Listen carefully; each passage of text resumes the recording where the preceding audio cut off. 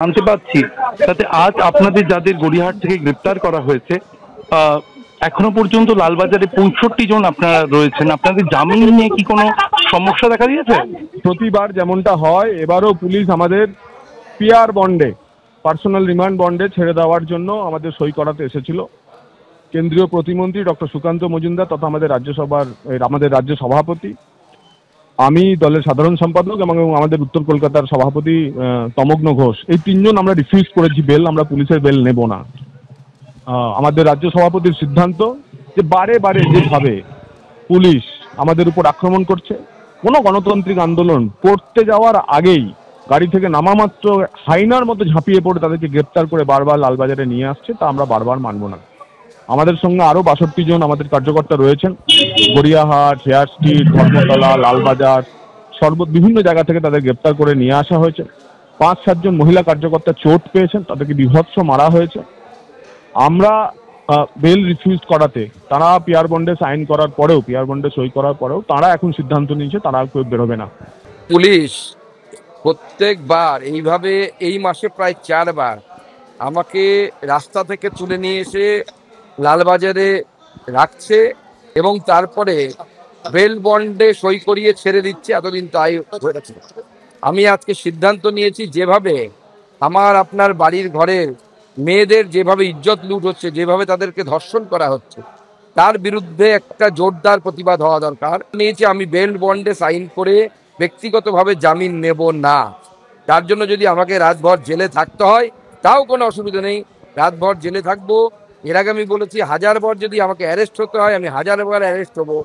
বাংলার মেয়েদের সম্মান নিয়ে, বাংলার মেয়েদের এইভাবে সম্মান, তাদের ইজ্জত নিয়ে এইভাবে ছিনিমিনি খেলা যাবে না। এখনো পর্যন্ত যা সিদ্ধান্ত নেওয়া হয়েছে বিজেপির তরফে, রাজ্য বিজেপির তরফে, রাজ্য বিজেপির সভাপতি সুকান্ত মজুমদারের তরফে, তাতে সুকান্ত মজুমদার, জগন্নাথ চট্টোপাধ্যায়, তমগ্ন ঘোষ তারা জামিনের আবেদন করেননি।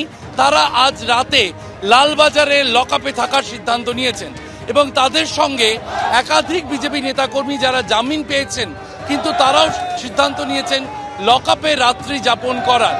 কিছু মহিলা কর্মী সহ ৩২ জন তারা বিভিন্ন অসুস্থতার কারণে লকআপ থেকে বেরিয়েছেন। 25 জন কর্মী এখনও সুকান্ত মজুমদারের সঙ্গে ভিতরে থাকার সিদ্ধান্ত নিয়েছেন।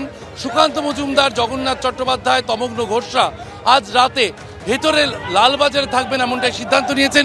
যে ছবি দেখতে পাচ্ছি সজল ঘোষ তিনি এসে পৌঁছেছেন এবং আমি সজল ঘোষের সঙ্গে কথা বলার একবার চেষ্টা করব। সজল ঘোষ এসে পৌঁছেছেন লালবাজার এবং অবস্থানে বসেছেন তারা। আমি সজল ঘোষের কাছে সরাসরি যাচ্ছি। সুকান্ত মজুমদার সিদ্ধান্ত নিয়েছেন তিনি আজ রাতে লালবাজারের লকআপেই থাকবেন। রাজ্য সভাপতি একজন মন্ত্রী, কেন্দ্রীয় মন্ত্রী, যাকে গ্রেপ্তার করতে গেলেও প্রোটোকল লাগে, সেখানেই সিভিক ভলেন্টিয়ার, একটা থানার কনস্টেবল, একটা সাব ইন্সপেক্টর লেভেলের অফিসাররা তাকে এইভাবে অসম্মানের সঙ্গে কি করে টেনে নিয়ে আসে? একটা আসামিকে ধরতে পারে না। পুলিশের বাপ্পা উদ্ধার করলেও অনুব্রতর কলার ধরতে পারে না, তারা আমাদের নেতাদের কলার ধরবে। এর পরের দিন কিন্তু পশ্চিমবঙ্গটা যদি বাংলাদেশ হয়ে যায় তখন কিন্তু সরকার অন্য কাউকে দায়ী করতে পারবে না, এই দায়িত্ব সরকারের। ত্রিপল পেতে আপনারা বসেছেন, রাত্রি এখন 10টা পার হয়ে গেছে, সারা রাত এখানেই অবস্থান করব। আমার সভাপতির অপমানের জন্য শুধু সারা রাত নয়, আরো অনেক রাত আমরা দরকার হলে এখানে অবস্থান। সজল ঘোষ যেমনটা জানালেন, বিজেপি কর্মীরা আজ সারা রাত এখানেই থাকার সিদ্ধান্ত নিয়েছেন এবং যারা জামিনের মুক্তি পেলেন তারাও এখানে বসে পড়েছেন। লালবাজারের লকআপের যে গেট, সেই গেট কার্যত দখল নিয়েছেন বিজেপি কর্মীরা। অবস্থান মঞ্চে তারা বসে পড়েছেন। দেবস্মিতা, একেবারে শিবাশিস আমরা শুনলাম সজল ঘোষ, তিনি বললেন সারা রাত লালবাজারের সামনেই বসে থাকবেন বিজেপি নেতা কর্মীরা।